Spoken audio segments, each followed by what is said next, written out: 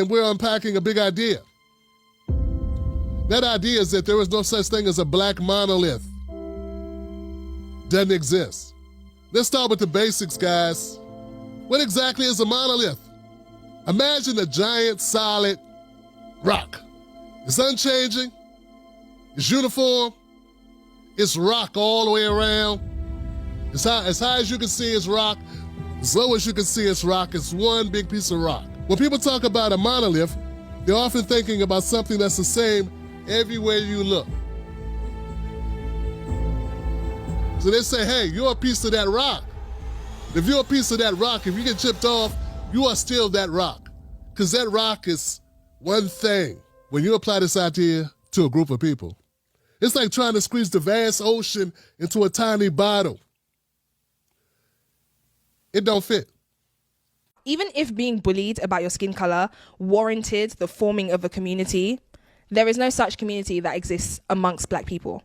Because there's no community in which that factor alone grants you entry. You can't just be black.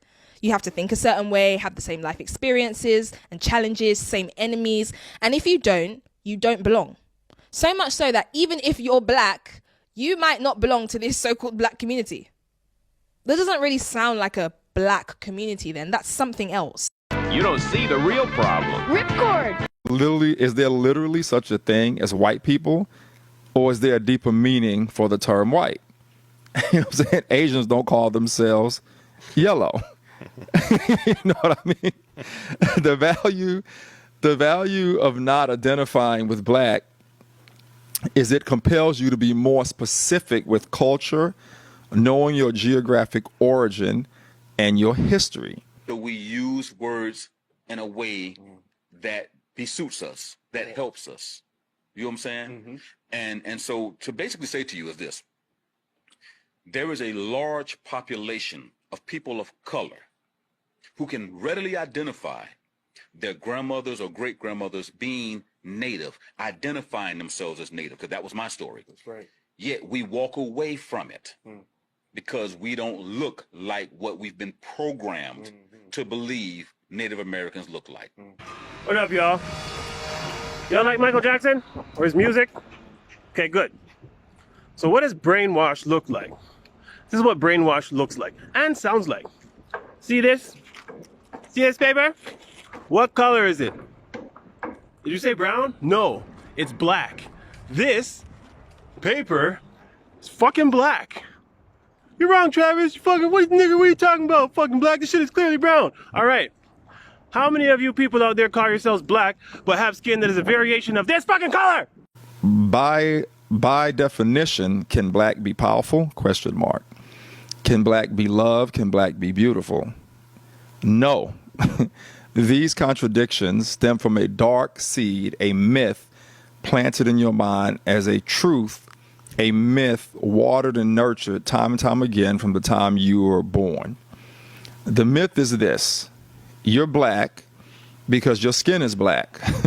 Black, according to science, means death. Now, with that, where it hurts us is because when we take the stories of Native Americans and what history says Native Americans look like through the depictions, the images, right? The written narratives, it contradicts what we see today. Black rednecks and white liberals in Thomas Sowell's book. And basically what we know to be black culture actually comes from Europe. It actually comes from England. According to his book, it comes from that area where basically those folks that came from England came over to America and they already had a certain culture. And that culture is what they call Southern culture or whatever. That culture was emulated by black people. And so what we call black culture today actually came from white people, white Europeans. Right. It contradicts it. Yeah.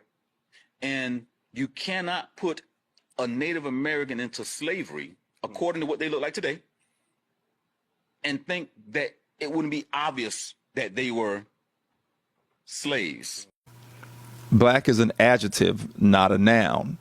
When people refer to themselves as black, They are not identifying who they are. They are attaching themselves to a condition shrouded in death and misery.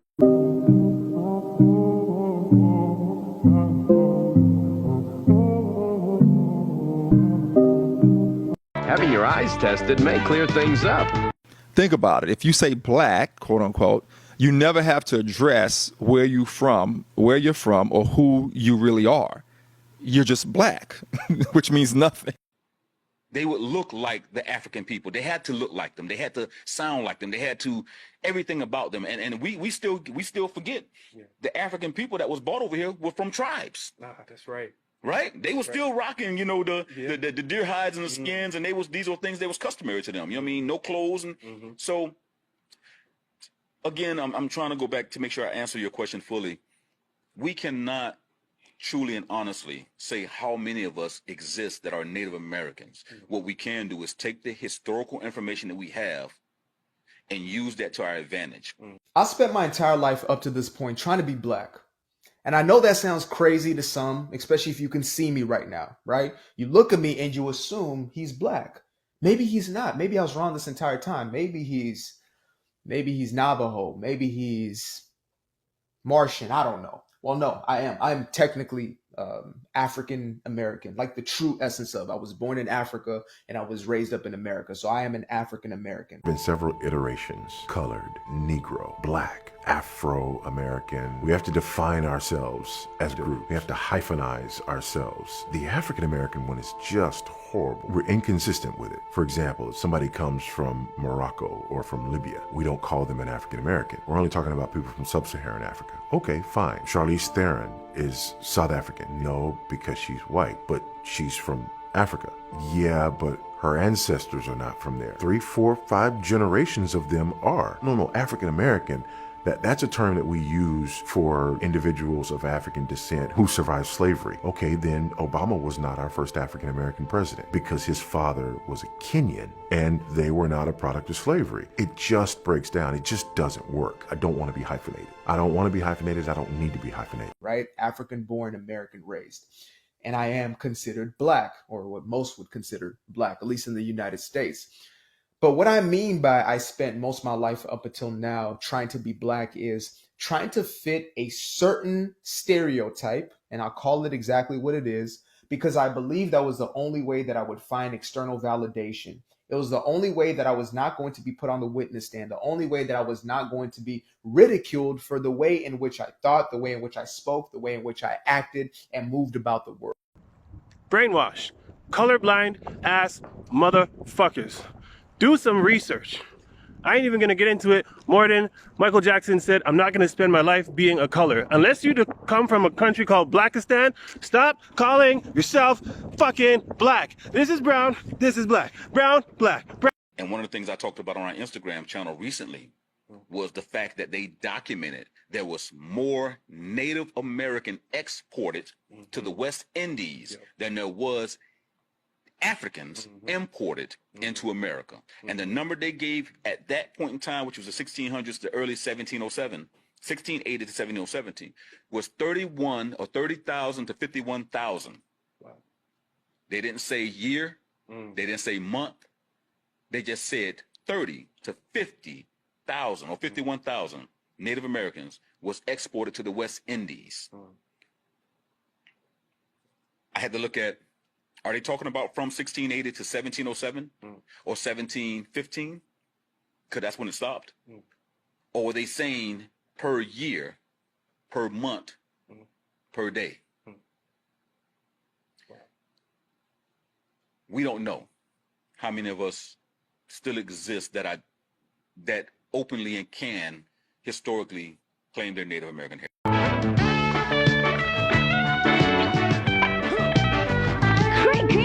Don't avoid a problem, meet it and feed it. Now I know. And knowing is half the battle. G.I. Joe!